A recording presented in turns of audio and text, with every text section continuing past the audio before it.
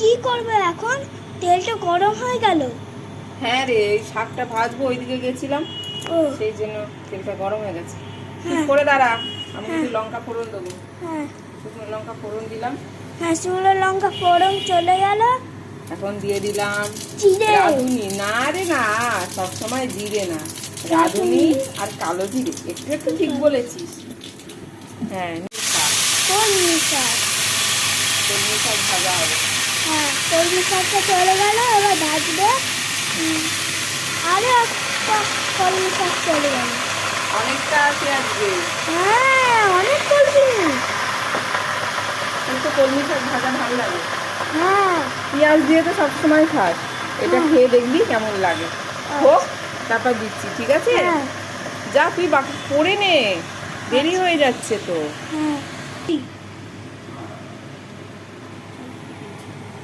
কি দিচ্ছ? এবার নুন দেবো, আচ্ছা, নুন তাহলে নরম হয়ে যাবে। আর হলুদ দেবে তো? হ্যাঁ রে, তুই তো রান্না শিখে গেছিস দেখছি। এবার হলুদ দেবো। হ্যাঁ। ব্যাস, এবার কি দেবো বলতো?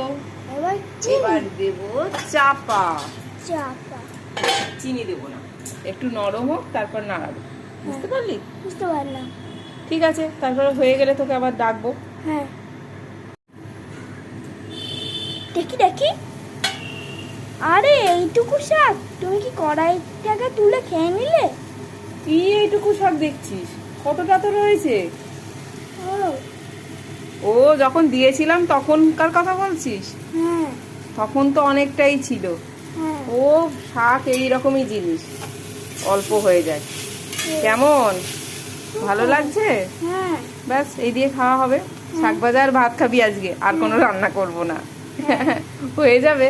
হ্যাঁ মাছ নেই, ডিম নেই, মাংস নেই, চলবে? হ্যাঁ। চলবে, তাতেও চলবে? সত্যি বায়না করবি না? ঠিক আছে।